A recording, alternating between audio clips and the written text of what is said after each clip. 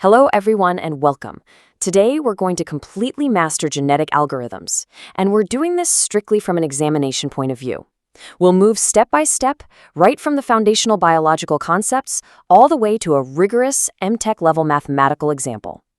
By the end of this explainer, you'll be ready to tackle any long answer question on this topic. So let's jump straight in. Now, imagine you're given a complex optimization problem. This search space is massive, right? We're talking millions, maybe billions of possible solutions. If you try to check every single one using exhaustive search, it's going to take an impossible amount of computational time. So we have to ask ourselves, how does nature solve these incredibly complex survival problems? Nature doesn't check every possibility, it evolves. And that brilliant natural mechanism is exactly what we're going to simulate mathematically today. To make sure you're perfectly prepared for your university exams, our roadmap is simple. We'll start with biology meets computer science, move into the core workflow, work through an illustrative example, balance exploration versus exploitation, and finally, give you a solid exam framework. All right, part 1, biology meets computer science. Before writing any code or equations, we absolutely must map the biological metaphor to our computational terms. This is a crucial foundation for your exams. In nature, an organism fights to survive. In our algorithm, that organism is simply a candidate solution to our problem. The chromosome? Well, that's the representation of the solution, like a string of binary code. A gene is just one individual component or position within that string, and it takes a specific value called an allele. And biological survival translates directly to fitness, meaning the mathematical quality of our solution. So what really drives this whole process? It's the fitness function. This function is essentially the judge, jury, and executioner.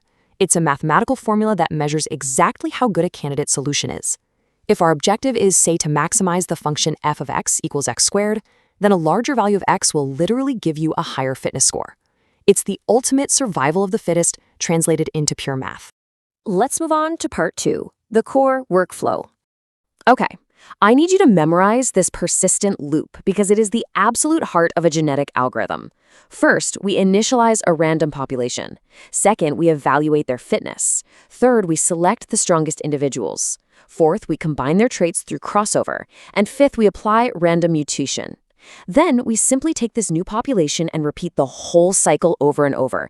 Initialize, evaluate, select, crossover, mutate, repeat. Let's zoom in on that third step, selection. How do we pick the parents? Well, roulette wheel selection gives individuals a slice of a metaphorical wheel based on their fitness. So if you're twice as fit, you get a slice that's twice as big. But then we also have tournament selection. Here, you just pick a random, small group of candidates, pit them against each other, and the fittest one of that subset wins. It's direct, it's efficient, and it's actually very popular in practical applications. Now for part 3. Let's shift from theory to practice with an illustrative example. Maximizing f of x equals x squared using 4-bit binary chromosomes. Step 1, as we know, is initialization. We randomly create 4 candidates. Now, if we convert these binary strings into decimal values, that gives us our x. We then calculate their fitness by squaring that x. Take a look at the data. Chromosome 1, 1110 immediately stands out. It translates to 14, giving it a massive fitness of 196. So in our generation 0, this is our absolute strongest individual. Next up, we select high fitness parents. Let's take our best 1110 and another strong candidate 1001. We are going to perform a 1-point crossover. Imagine drawing a vertical line right down the middle. After the second bit, parent 1 donates its first half 11, parent 2 donates its second half 01. Combine them and boom, we get child 1, 1101. The remaining halves combine to form child 2, 1010. If we convert these new offspring to decimal and square them, their new fitness scores are 169 and 100. We've literally mathematically combined the genetic material of 2 strong parents. Now we apply mutation. Let's take child 1, which is 1101, and flip its very last bit from a 1 to a 0. It becomes 1100. Its decimal value drops from 13 down to 12, which means its fitness drops from 169 to 144. Now, you might be thinking, why on earth would we ruin a good score? Well, because mutation isn't about immediate improvement. It's a calculated gamble. It randomly explores new areas of the search space so we don't get stuck. When we compile all these new individuals into our next generation, something beautiful happens. Just look at the overall average fitness compared to where we started in Generation 0. It has significantly improved. The weaker solutions have been replaced. This proves that our algorithmic evolution is doing exactly what it's supposed to do. Over successive generations, this iterative cycle, selection, crossover, mutation, is going to naturally converge on the absolute theoretical optimum. Since we are using a 4-bit string, the maximum possible value is 1111, which is 15 in decimal, and 15 squared gives us our maximum possible fitness of 225. We didn't have to brute force the problem. The algorithm evolved toward the answer gracefully.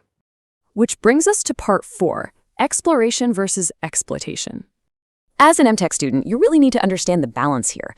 Exploitation uses selection and crossover to combine existing, known good information. But if you only exploit, your entire population becomes exactly the same very quickly, and you get trapped at a locally good solution. We call that premature convergence. On the other hand, exploration uses mutation to introduce brand new genetic variations. But beware, if you have too much mutation, the whole thing just degrades into a chaotic random search.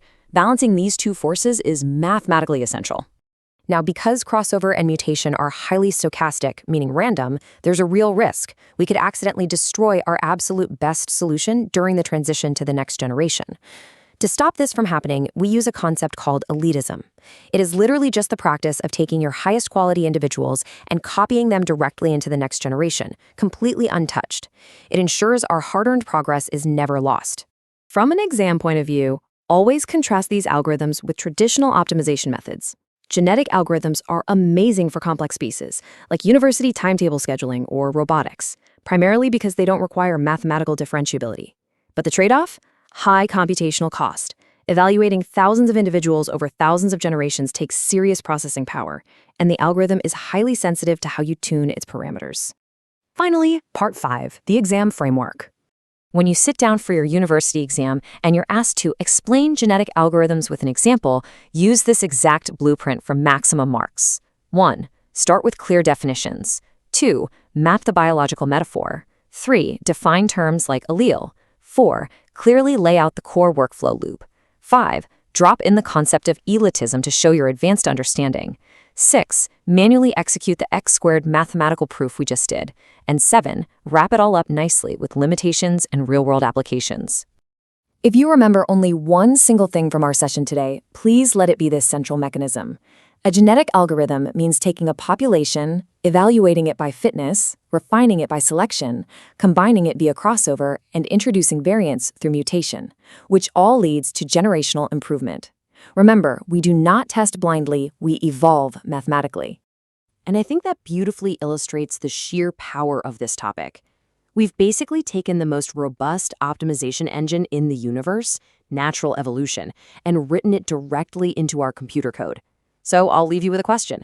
What massive search spaces, what incredibly complex problems will you optimize next in your computer science career? Thank you for joining me for this explainer, and I wish you the absolute best of luck with your examinations.